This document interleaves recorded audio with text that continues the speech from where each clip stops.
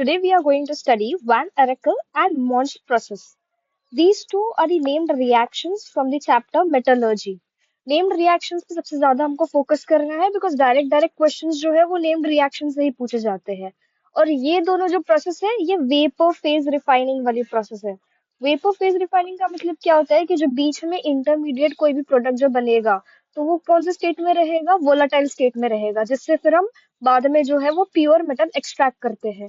तो यहाँ पे ये दो रिएक्शंस में से as it is the time is very closer to need, आपके पास इतना मगअप करने के लिए टाइम नहीं है, तो आप सीधे सीधे बस इतना याद कर लो कि वैन एरिकल जो प्रोसेस है it is for titanium and zirconium, and जो मॉन्च प्रोसेस है इट इज फॉर निकल, और जो बीच में इंटरमीडिएट बन रहा है इट इज निकल टेट्रा कार्बोनल. आपको बस इतना याद करना है इन थ्योरी. अब एक बार हम लोग उसके क्वेश्चंस देख लेते हैं. First question is which of the following are main requirements for vapor phase refining? तो एक ये बेसिक आपके कॉन्सेप्ट भी क्लियर हो जाएंगे कि अगर हम वेपर फेज रिफाइनिंग कर रहे हैं तो हमको क्या चाहिए.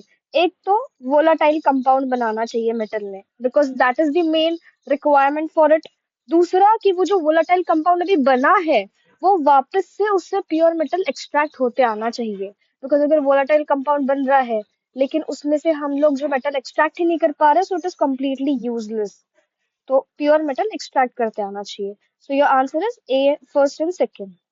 देन नेक्स्ट इज ये देखो, अभी हमने डायरेक्ट क्वेश्चन इस पे इसके बेसिस पे है कि ये वाली प्रोसेस आपको दी जाएगी और आपको पता होना चाहिए कि निकल is is extracted from Mond process, और जो इंटरमीडिएट कंपाउंड बन रहा है इट इज NiCO4. ठीक है, this is Mond's process and this is van Arkel process for titanium and zirconium.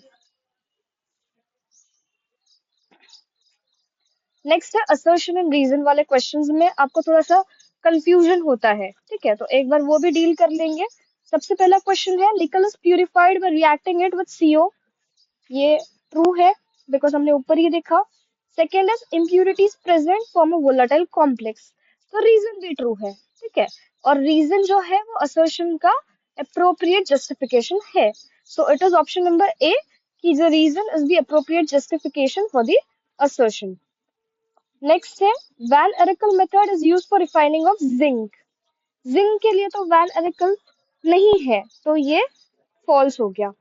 In this method impure metal is evaporated to obtain the pure metal as distillate.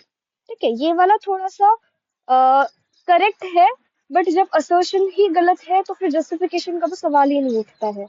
So this type of questions can come.